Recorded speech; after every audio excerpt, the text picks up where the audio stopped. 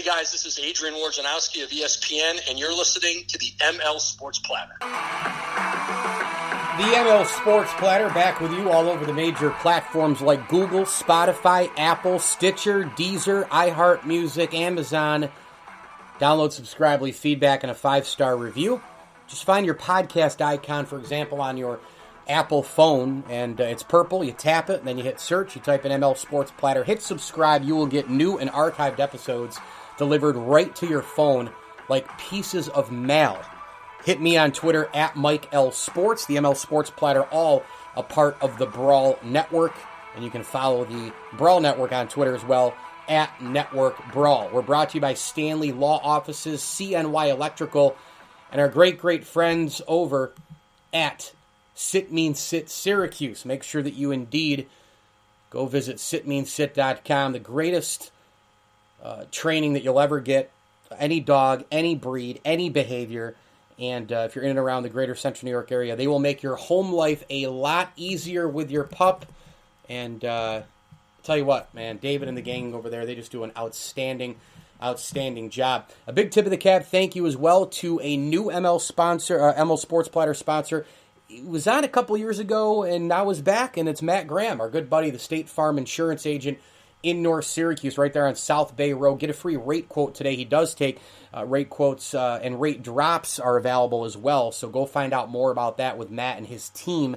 Of course, Matt Graham, State Farm insurance agent, taking rate quotes all over the greater Central New York area and New York State, if you're nearby in general as well. Get a free rate quote from State Farm agent Matt Graham in North Syracuse today. Visit SyracuseInsuranceAgent.com. That's SyracuseInsuranceAgent.com. Cannot wait to bring on the next guest of the ML Sports Platter. It's my good buddy Matt Michael, the longtime baseball writer and insider. He's covered for over a couple of decades the Baseball Hall of Fame induction, a potpourri of World Series, the Syracuse Chiefs for a couple of decades, and plenty on the freelance side as well. We're going to dive into heavy Yankees and some Major League Baseball during this podcast. Matt, thanks so much, bud. How are you? Good, Mike. How are you? I'm doing well. I mean, this was so predictable. I mean, going into this year, it's the same Yankee team. They win the same way. They lose the same way. Everything in between. Lacking pitching. Sanchez is a nightmare. Can't get the 2-out hit. It was so predictable. Yeah, what's the definition of insanity? And I don't. I know you and I have had this conversation, a million times. But you talk to people, and you just try to explain that this is not just this year. I mean, this guy has put together basically the same team since 2001. Cashman, yeah. Yep. And you might get lucky one year like they did in 2009, when the Phillies' second starter in the World Series was a washed-up, Pedro Martinez. So, yep. You may, and you also still have Jeter and Rivera and Posada and Pettit. But, those days are gone. And, just the idea that they can do this and win, I don't know. I don't get it. What's crazy is, as we record this, the Blue Jays just took a 3-0 lead and recording this on Tuesday night. But the crazy part about it is that Cashman, it's in front of your eyes, the way you win, the way you lose. And the example, the examples are there to the point where, usually in life, if there's a couple of things that keep happening, okay, we got to change this, right? We got to fix this. Kyle Higashioka homers twice and catches a stellar game, which he usually does, from Gerrit Cole. That's another, he just keeps doing it. It's like, how many times do you need to see that Gary Sanchez is not the answer, and that he's lazy, and that he can't hit in the clutch, and that he calls a bad game, and the arm is basically all we can rely on at this point with his skill set. How many times do you need to see something over and over, too? Like, that's the thing that drives me nuts. There's so much, Mike, to go over. Sanchez. He's awful. The other, what was it, game? Well, it was the extra inning. Was it the extra inning game that they did win? But anyway, when he didn't hustle, again, on the fly ball. Yeah, he's had a couple, and then he had he's had the grounders, the fly ball. He's had multiple ones. Yeah. I mean, if I'm managing, I take him out right then and there. Like if they really want to send a message to this guy, but and this guy, he's just so clueless. He was the one who complained in the off season that nobody explained to him why he didn't play in the playoffs, as if the 100 batting average and multiple errors and inability to catch your team's best pitcher wasn't enough. Yeah. Like that wasn't enough to him. Like he's just never going to get it. He's just and they had an opportunity this winter, I thought, to really change things up a little bit. Yep. I think they could have traded Luke Voit at his peak value. They could have signed a real shortstop, moved Gleyber back, let DJ play first as he gets older. That'd probably be the best thing for him anyway. Maybe make some other moves here, and nothing. Let's just do it again. And that's what's frustrating. And look, you're a Yankees fan, and I'm not saying they need to win the World Series every year. Right. I am not that guy. I am not that guy. It's not that they lose, it's how they lose. Yep. And tonight, for example, Mike, we're watching the same thing. The defense awful. The Jays get a 2-out, 2-run single. They just hit a sacrifice fly. Yankees can't touch Ryu, of course, and here we go. And this to me looks very like a playoff game, actually. And that's the thing. If you're, what are you trying to do here? If you're trying to win a World Series, then you need to look at what it will really take to win a World Series. They're flawed in so many ways in that respect, because this lineup that relies on, savages in the box, and they're going to take a million pitches and then hit one out. Well, that works over the course of 162 games, but in the playoffs, those pitchers don't throw as many, balls. They're better pitchers, and you're just not hitting those home runs. Now, they did last year to some extent, although it still didn't get them anywhere. But occasionally you just need a guy that can get put the bat in the ball. In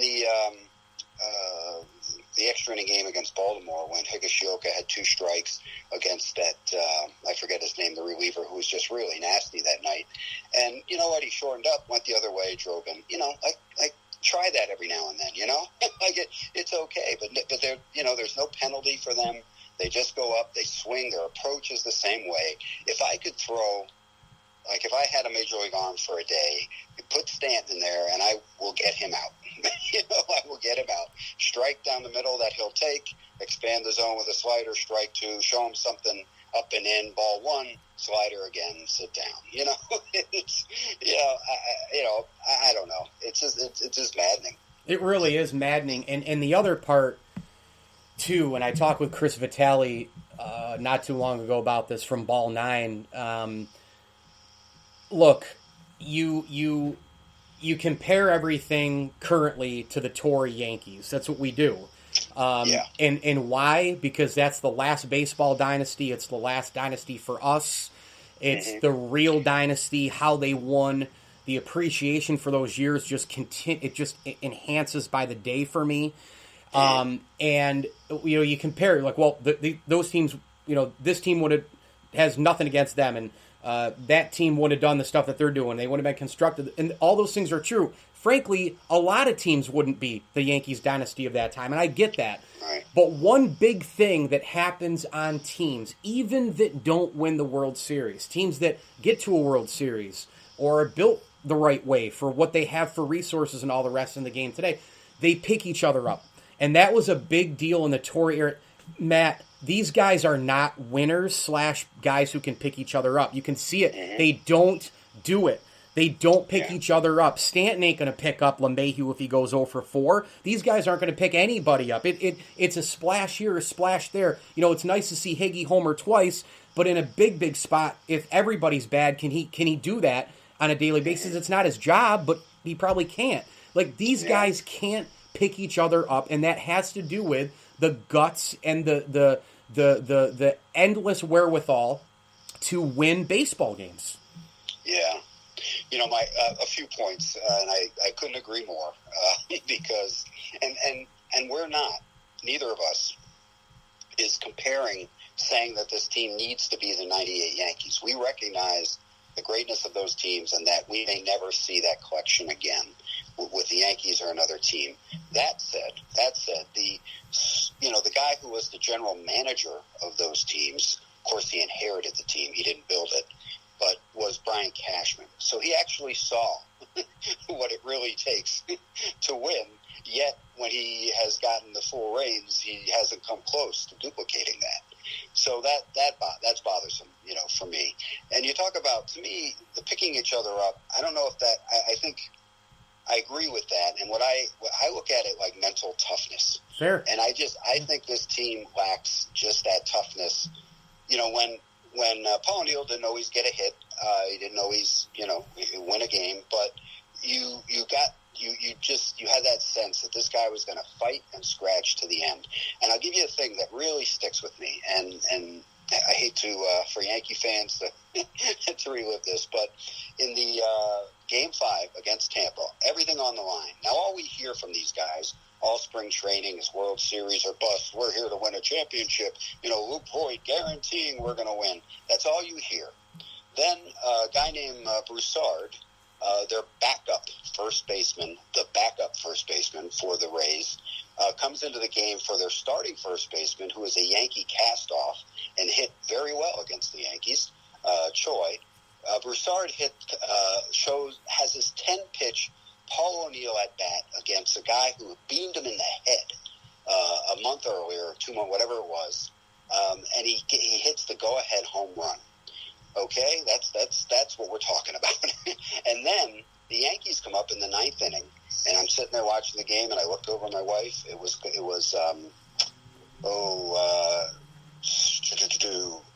Voit. I think Stanton, either Voit, Stanton, or Stan Voit, and then Urshela. And I looked over at Rob, and I said, strikeout, ground out. And Voit, all the big talk, we're going to win this. He looked like me up there, feebly striking out. Stanton, the same thing. And then Urshela popped out or grounded out or whatever. Like, I go back to, and I'm sorry if I'm going on and on here, but 97, when the Yankees lost to the Indians, and in the final game that the deciding game, 2 outs, O'Neill, who had a bum leg like he always seemed to have in the playoffs, rips a double because of his leg, just got into second base, and he gets up, and just, like, you just see the fire in him. And, that's what you want to see. Now, they lost that game, they lost that series, but, as fans, okay. You fought, Rivera gave up the home run to Sandy Alomar, okay. That's, but anyway, that's what you want to see. And I just don't see it in these guys. I think they're a reflection of their manager, their general manager, and they want to win, but they don't hate to lose. And that, to me, is the biggest difference. Yeah, exactly. And the talk at the beginning of the year is just so exhausting. I mean, the fatigue every year. It's the man, Sanchez, boy, he's really looking good. He's this, he's that. Man, Stanton's cut down the heavy lifting for workouts, and he looks so good, and he's lost weight. And look at Judge's new kid. Aaron Judge is 150 games. It's going to happen this year. You watch. He's an MVP candidate. This is a different team. All the Luke Voit nonsense. You know what? You know what's crazy? You know what gets lost in all this? With everything we're talking about, what they lack, I've gotten on Brett Gardner a lot, and I am so tired of every year, the Brett Gardner drama. Is he coming back? Is he not coming back? Bringing him in, bringing him back when Clint Frazier's probably ready and this and that. You know what? This year, and maybe at the end of last year, and probably some moments, including just a few years ago when he homered, remember, in that game at Wrigley, which was great. You know what? Maybe I was wrong all along. Maybe these guys could learn a thing or two from Brett Gardner. Yeah, if you made a list of people that you want up, when the game matters in a playoff game, it wouldn't include Voit, Stanton, Judge probably, maybe, but I doubt it. It'd be LeMahieu, it would be Gardner, maybe Urshela, because I think he at least has a little better approach in those situations. That's pretty much it. I'm trying to think who else you really want up there, so I put Gardner in that category.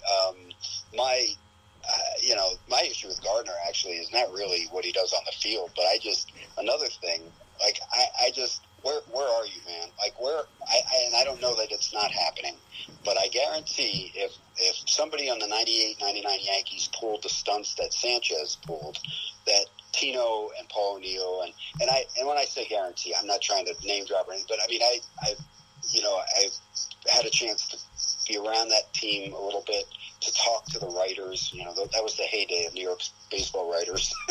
The Buster Oldies and guys that were there. Lupica, Madden, on and on. And just pick up a book and read about how O'Neill would get in the guy's face or Tino would get in the guy's face. Doubt. Like, there's no accountability on this team. Nope. If I go back to me, the turning point for me with this whole thing was, I think it was 2 years ago, definitely not last year, but the game in which Sanchez, the ball rolled away and he loafed after it and a run scored. And then at the end of the game was where he didn't run out what turned into an inning-ending double play. Yep. And my feeling then was, if you're Aaron Boone, when he didn't go after that ball in the fourth inning, there's two things. Either you're hurt and you're out of the game, or you loafed and you were out of the game. Like, what message are you sending, to the team and to the rest of get him out of the game, sit his ass down, and let's try somebody who might hustle after a baseball.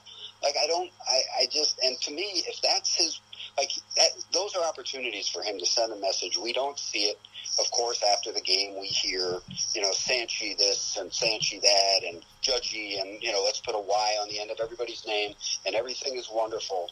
Well, if that's your approach, then you can see why this team, doesn't, give me Joe Girardi back in a minute. Yep. In a minute. Yep, there's no doubt. And Matt Michael with us here on the ML Sports Platter, brought to you by our good friends at Stanley Law Offices and the Vince Aguirre Consulting Group. Matt, of course, a couple of decades covering the Syracuse Chiefs, minor league baseball, a couple of decades plus now covering the Baseball Hall of Fame inductions, which is just amazing to think about, and a host of World Series as well. What's mind-boggling is you have the Stanton issue, the Sanchez issue, the hustle issue, all these different things. And what you're alluding to in these post-game press conferences, it's the same thing as the preseason stuff. It's all fluff. It's all garbage. But it's all from Aaron Boone, who is controlled by the geek squad in the front office and Brian Cashman, the nerds, the analytics. So all of this stuff, the analytical approach, plus you hire a manager now to be the cool dad, like the cool uncle. Like you can't discipline anybody. You can't get in somebody's face. You got to support them. You got to give them back rubs every day. That's the issue as well. Is that the model for baseball, and the Yankees have fallen into it as much, if not more than anybody. That the model is allowing for all of this stuff to just happen every day because it's okay. Let's just go play baseball. Everything's going to be fine. Yeah, and that's been I think just with the modern athlete, I think there are certain concessions you have to make, but in the end, the problem with that is that you get a team like the Yankees who really don't fight. They don't, and the way they play, of course, really just lends itself. I'm either going to walk or hit a home run, so I can't really show you that I'm. But if you've watched it enough, your listeners, if they're watching every night, they know what we're talking about. And I think the thing about Cashman, and thanks for giving me a chance to talk about this, Mike, because these are things that just obviously I don't lose sleep at night, but they still. No, I hear it. You're fired up. I love it. Keep it coming, man. Look, Cashman has been the general manager now for 20-some years. Forever. Right? And the last pitcher that the Yankees drafted and developed, who you would want to give the ball to in the playoffs, Andy Pettitte. Right. It's absurd. Which preceded Brian Cashman. Correct. So here's the thing: if I'm the general manager of an NFL team for 20 plus years, and I've never drafted and developed a quarterback, the most important position on the field, that made the Pro Bowl, say, in those years, I don't have a job. I'm long gone. Mm-hmm. So he has to buy pitching, or trade for it, and he can't do that. From Javier Vasquez to Tyon, I think we'll see. he can't do that. And I don't mean tonight. I'm just saying long term. The guy, has not. Oh yeah, healthy. Javi Vasquez, But, Kevin Brown, Jarrett Wright, James Paxton. I mean, my God, Sonny Gray. Yeah, he can't do that. Now they've had, they signed Severino as a free agent out of Latin America, Tanaka. So there have been some hits there. But my point is, the Rays develop 5 pitchers a year. That's right. And this guy can't develop any. And over this 20-year stretch, the Red Sox have lapped him 3 times. The Rays have become a far better organization. The Blue Jays, I would trade rosters with the Blue Jays in a minute today. If somebody asked me. Me too. Because just like if you're a Yankee fan, I'm sorry, but take off the blinders a little bit. If you think the Yankees' young stars, who aren't so young anymore, are anywhere near the Biggios, Guerreros, and Bichettes, you're wrong. Out of your mind. Yep. You are wrong. Like, those are real prospects.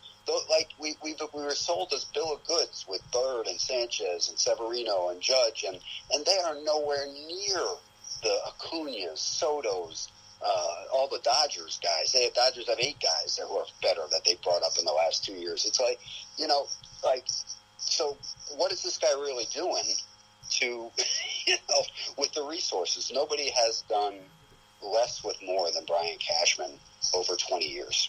Yeah, and when do you think, Matt, that in Cashman's tenure when he took over as GM, I mean, when was the last? Look, he inherited, as you mentioned, the Gene Michael, Bob Watson Yankees, but like in the late '90s, was it the Clemens? Was it the Wells, Homer, Bush? I think Graham Lloyd was in that deal, right? And they traded him for Clemens. Is that the last major, incredible? I mean, I guess Westbrook for Justice was in there somewhere. Milton for Knobloch. I mean, that's the last collection of really great, shrewd shit, right? Yeah, and I think you have to put those in a little different bucket. Not that they weren't good trades, but the money situation was a lot different then. Yeah, and they got, Clemens kind of forced his way out, but that was also a very much money impacted deal. Knobloch was going to become a free agent. They got him. Other guys that they were able to pick up and pay. And I would say the same. Like, he's good at signing checks. Teixeira, Burnett, and CeCe back in 2008 to win in 2009. A-Rod, of course, God forbid. But as far as pure trades, I mean, Chad Green was good. Didi was good. I mean, there have been good trades, but here's what I'd say, and he's been most lauded for the Voits and the Urshela's and the Talkmans, which, again, when they do whatever, like what some of the Tampa Bay guys have done, like look at the guys that they've picked up from the scrap heap and then compare them to it's not even close. Not close. Not close. And so yeah, he's made some nice pickups and all that, but the reason you have to have Luke Voit at first base and Urshela at third is because you stupidly acquired, Stanton, to keep your payroll under, which is another, kind of myth here, that, they need to, keep his payroll under the luxury tax. I mean, it's just, I just don't see enough. Again, with the Yankees' resource, give Tampa $200 million. Let's see, how close do you think it would be? Like, it's not close now. I mean, Tampa's ahead of the Yankees now, but what would it be like if the payrolls were switched? Well, that's just it. I mean, back to the, we're not expecting to win the World Series every year. I expect them to be built better. I expect them to be built properly with the access to all of the things that they have. They have all the money / resources, the international scouting, the huge front office. They've got a lot more than other clubs do at their disposal. But this is also a very important lesson in that when the Yankees spent a bunch of money and they were called every name in the book from 96 to 2003, but there was a respect factor because of class guys like Bernie and Jorge and Jeter and Mo and Pettit and on and O'Neill, and all of it went on. It was just a locomotive. They just couldn't be stopped while they were spending money. Matt, people don't realize this. You go back to that time, they spent all the money in the world, but they were the smartest team. They won all the trades. They were scouting and developing. Their farm system was rich. All those things happening. You get $200 million or not, you know what? If you're dumb with it, you're still screwed.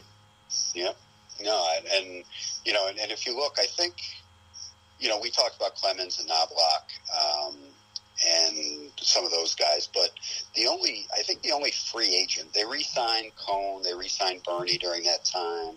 They, other guys re-signed, but the only free agent they brought in, I think, in that stretch of 4 World Series was Mike Stanton, the lefty reliever. Yeah. Like, they weren't out buying free agents. They were. Sure. They had made several shrewd trades, and then they developed, these guys. And then eventually Messina, but yes, but but in that 4 and 5, yeah. Yeah, and Messina never won a World Series with him, although he was very good. So, it really is. I mean, look at to me, the Dodgers, and I've just had this discussion with another Yankee friend who said, if Cashman gets fired, another team would snap him up in a minute, and who are you going to get who's better? Well, I don't, maybe somebody will snap him up, but I will take a chance that they can, that they could find someone who could develop, draft, and develop one starting pitcher in the next 20 years. You know what? You could probably walk into Tampa's front office and just go, hey, what's your title? Oh, you're the assistant GM. I'll take you. Yeah, exactly. And what did the Dodgers do? Andrew Friedman. Yes, and now look at them. They not only have the money of the Dodgers, they have the farm system of the Rays. Correct. And look at how good they are. Now, they may only win, last year. They may never win, but I'm telling you, you'd feel a lot better like having that guy run your team than having this guy, because he gets it. And look at the players they develop with, by the way, picking last in the draft every year, or, that's another complaint we hear from the, Cashman supporters. Well, they always win, so they never get to pick. Baseball, that is not the same as in other sports. And in fact, look at what the Dodgers have done with the 30th pick every year.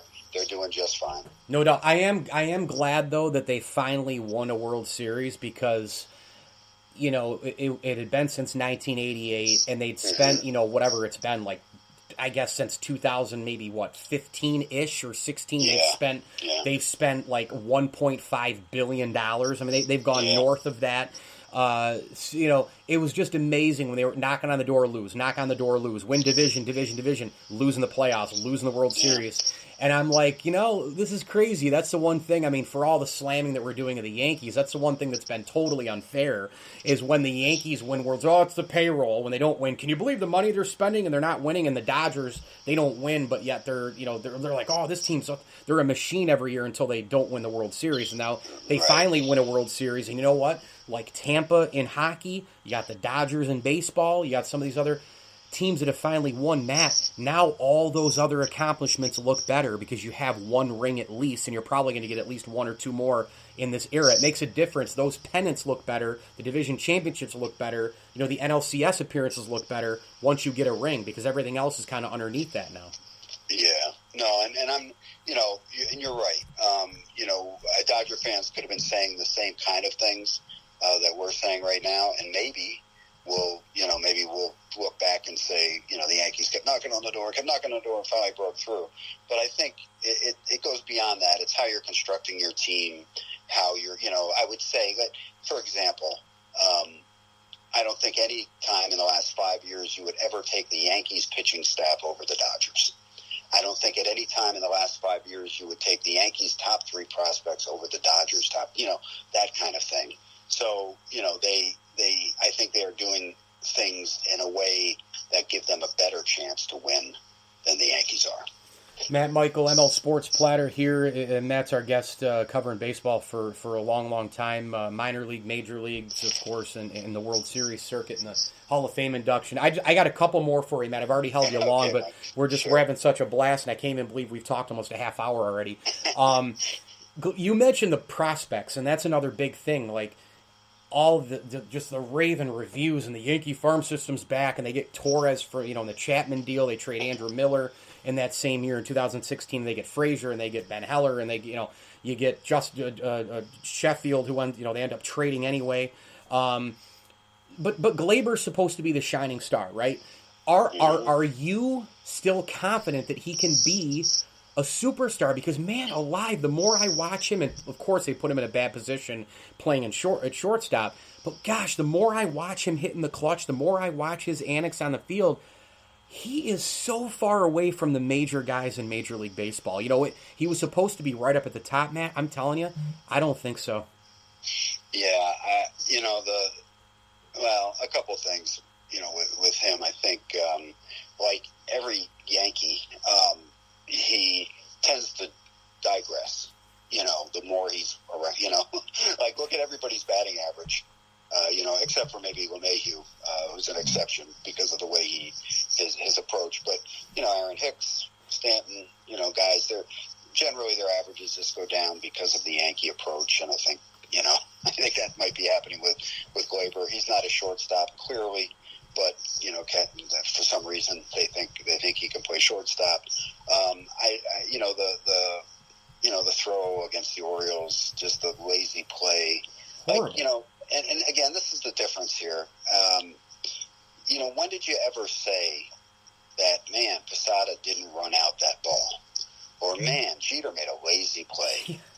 Never, man. That's what I'm talking about. Like, it's not that they make errors or they strike out or things. It's just the way they approach the game. And so I don't see, I'm not seeing that in Torres. I still think there's hope, but he needs to move back to second. That would be the first thing I would do. But and I don't know if you saw this. I'm sure you did. The story in the New York Post about Joel Sherman proposing trading Torres for Trevor Story right now. I wouldn't necessarily be opposed to that for a lot of reasons, but maybe they I don't think he has the guts to do or the ability to do what Epstein did with the Red Sox in 2004 and trade Nomar and really remake the team on the fly. But that would certainly send a message. What do you think of that proposed deal? I would like it if Story wasn't a free agent coming up. Mm-hmm. I just don't know if you can do that. You can't turn Torres into it's basically for a rental. Yeah. So that's the issue. If you can guarantee me that you're going to sign him 5-6 years, okay. But you know what? I'm not sure Trevor Story. I mean, maybe I want Seager more at short than I do Story in the offseason or whatever. Or you don't go out and blow all that money and you just do the simple thing, man. Put Torres at second like we talked about. And I'm with you. I would have traded Luke Voit a long, long time ago he had more value. And by the way, there were shortstops available, the easy, simple fixes. Listeners are probably like, oh, these two guys think they're the GM of the Yankees. Well, you know what, man? Give Matt and I a shot, 50-50. Put us in there. I think we might be able to work some magic. Matt, Andrelton Simmons was available. Didi Gregorius was available again. Yeah. These are simple things. Yeah, and I get, and that's what's great about this. Everybody has their opinions, so they certainly they're free to share them. What I would have done, and I think we had this conversation too over the winter, I would have traded Voit at his highest value, moved DJ to first, Gleyber to second, got a real shortstop, whoever that is. I would have tried to I would have gotten rid of Sanchez and gotten a real catcher, whether that was bringing Molina in just to split time with Higashioka or however you did that. I mean, Real Muto might have been a little bit out of their range, although I think that's a real big question that they can't spend that money, but if they couldn't, I still think they could have done better getting a real catcher, and otherwise they're a bit hamstrung. And then I would have tried to do some different things with the starting pitching, because you've gone into this season with 3 guys of your 5 who did not, one threw 1 inning last year, the others didn't throw any. So even best case scenario, and by the way, as we're seeing tonight, we're not seeing the best case scenario, but the best case scenario is that these guys are healthy and throwing well, but how many innings could they possibly give you? You've got to cover, 1,200, 1,300, whatever it is, innings this year. Or I think it's 1,400 in a major league season. Cole will give you 200 if we're lucky. But who's going to give you those innings without burning out the bullpen? And then you're going to get to the playoffs if you do make it, and you're going to have this super bullpen, but 2 of the guys aren't going to be pitching well. So you're going to have 3 guys who are going to be pitching well, running them out there every game because the starter can only go 3 innings. And now the other team is seeing those guys every game, and here we go. So I'm open to whatever suggestions your listeners have on fixing that little issue. By the way, the catcher position was pretty simple for me after the 2019 season officially with the Sanchez thing, and now we're in 2021. you don't even have to go shop for big-time players like a JT Realmuto and all that. You got Higashioka right now, and by the way, you could have also just kept Austin Romine. I mean, he's 32 years old right now, but whoop-de-doo-dah, man. He hit .238 last year with the Tigers, which is almost 100 points better than Sanchez, and he calls 100 times better a game. I would rather have Austin Romine right now with Higashioka and call it a day. Yeah. Yeah, well, and if you're driving, this is dramatic because I don't think it's this bad, but if your ERA, well, for Gerrit Cole, the difference is dramatic. But let's just say overall, if your team ERA is a run lower with whoever is catching, that guy doesn't have to drive in any runs. That's right. He's driving in 162 just by catching. That's right. Sanchez is not driving in 162 under any circumstance. So I know people don't always think of that defense, but it's really about saving runs as much as scoring runs. And, I would also, have done, any combination of catching other than this guy. I just don't think, like when your best pitcher just doesn't want to pitch to a guy, and I love how after opening day, that changed because, Cole was not as sharp opening day. Higashioka is catching his next two. He's brilliant. And here we go. Sanchez will never catch him again. So that lasted all of one game. What does that tell you? What does that tell you about the guy? There's no doubt. In closing, I just wanted to kind of give you the floor going around Major League Baseball, Matt, any which way. Obviously, I think the game actually stinks right now. I do. I mean, home run, walk, or strikeout. The replay is absolutely horrific. They blew that Braves-Phillies call the other night. I still got games on here and there. I'm flipping. I'm not as into it. I check the scores. I watch the highlights. I'll flip on Sunday Night Baseball, a couple pregame here and there. Obviously, the Yankees are pretty much a nightly thing until I get really pissed. And then I flip it, usually over to hockey because the product is so much better.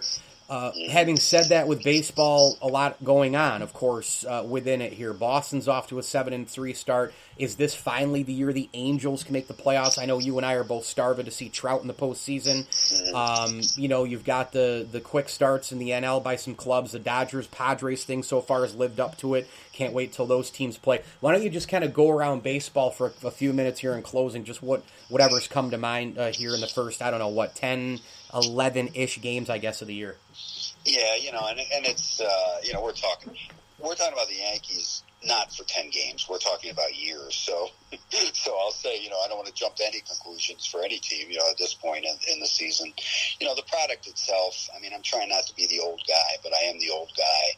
I mean, I would like to see more action, more balls put in play, less strikeouts, some of the things that I really like about it. I don't know. I know people may not be complaining that that's not happening, but I don't know people who are saying, man, I'm so happy that every at-bat ends in a walk or strikeout. Yeah, it's just not fun. No, I mean, I don't know. And it's part of my, I don't like to watch the Yankees for that reason. Like I'd much rather watch Tampa on a night in, night out basis because, they're more athletic and they do more things and, they play defense and all that kind of stuff. So I don't know. But that all said, the thing that strikes me the most on the good side is just the number of young stars that are really emerging, Tatis and Acuna, Soto, just on down the line of guys that, really,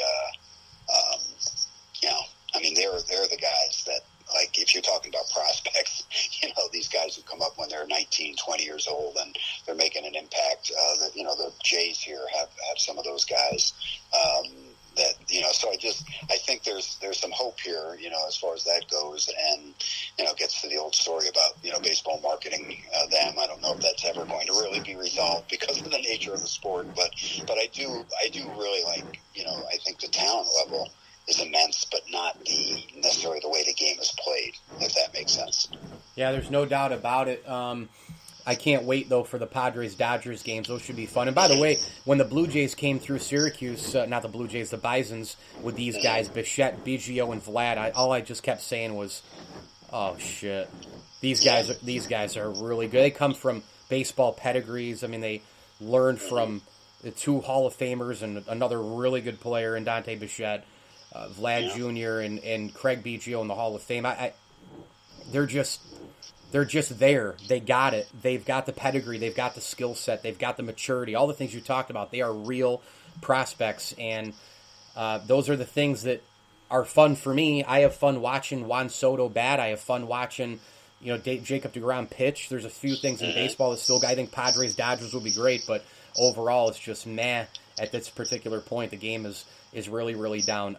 Matt Michael, unbelievable to have you on, of course, covering Baseball Hall of Fame inductions, World Series through the years, the Syracuse Chiefs for a couple of decades, the freelancer in the sport of baseball as well. Matt, we got to get together soon. Looking forward to seeing you, and it was just great to have you back on, man. Really appreciate it.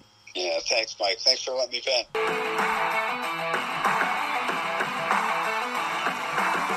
The ML Sports Platter, make sure you get it all over the major platforms. Download, subscribe, leave feedback, and a 5-star review. We are brought to you by Bryant and Stratton College.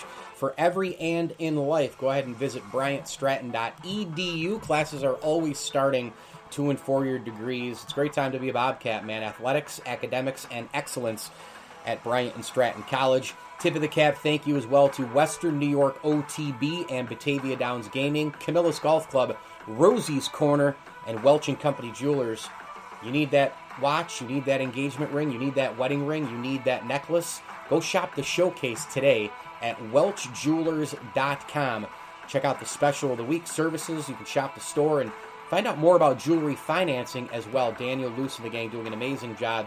Over 3 decades of experience, and they also, by the way, do jewelry repair at Welch & Company Jewelers in North Syracuse. If you're not in the central New York area, shop online at welchjewelers.com. Huge thanks again to Matt Michael. I'm Mike Lindsley. This is the ML Sports Platter. Hit me on Twitter at Mike L Sports. And as I always tell you, enjoy the games.